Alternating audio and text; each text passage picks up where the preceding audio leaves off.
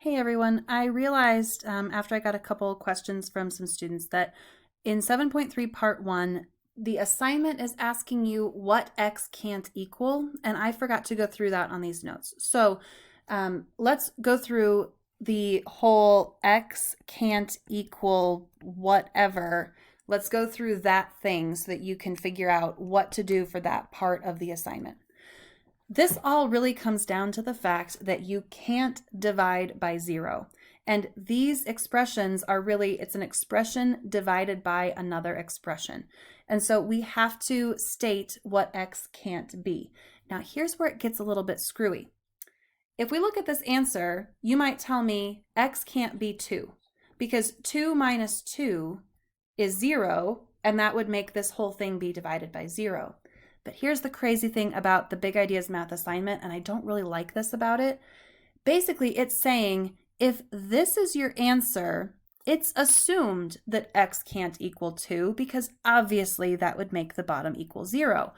But if you go back to the factored form and look at the factor that was canceled, this factor that was canceled was x plus 2. So they want you to add on there that, by the way, x can't equal negative 2. That's a factor that we canceled out that would affect the bottom of the original problem equaling 0. So we're obviously not going to try to use 2, because 2 minus 2 right here would give us 0. We also can't use negative 2, because if we plugged negative 2 into this original problem, it would make the denominator equal 0. So for each problem, you need to look at what factor did you cross off in the bottom, and what x value would make that factor equal 0.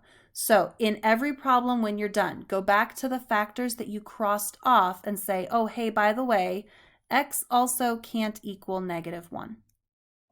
In number 3,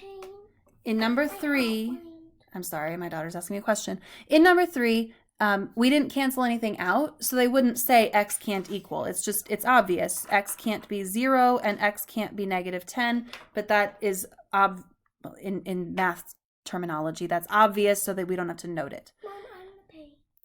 Okay, number 4, you would say y can't equal 0. Number 5, you'd say y can't equal 0. Actually, you'd probably have to say that x can't equal 0 because we canceled an x out. Here you definitely would have to say y can't equal 0 because we canceled the y out. Basically what I'm trying to tell you is don't worry too much about it. If you get the problem correct except for that extra part, I'm cool with it. But this is hopefully going to help some of you who care about that figure out how to get the correct answer. So number 6, we end up canceling out everything in the denominator. So if we just had the answer x minus 2, we would look at this answer and say, it's good, it's fine, x can be anything. But no, the original problem is this up here, and there's plenty of things that x can't be that would make the bottom equal 0. So we would have to say, okay, our answer is x minus 2, but x can't equal 1, because if you put a 1 right here, then you'd have 0 on the bottom. X can't equal negative 3, because if you put a negative 3 right here, it would make the bottom equal 0. And x can't equal 0, because 4 times 0 is 0. So that would be the 3 things that you'd have to tack on to your answer. Number 7, math would say, it's obvious that x can't equal negative 2 because you have x plus 2 on the bottom.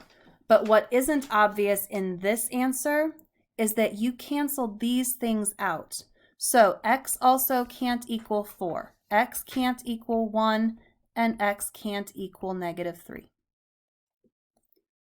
Okay, I'm hoping that that helps to clear up this weird, what the heck am I supposed to put in for x can't equal? So what are you supposed to put in for x can't equal? You go back to the factored form. So you go back to this step, and you're looking specifically at the denominator, at the things that you canceled. So we canceled these things. What x values would make those things equal 0? That's what x can't be.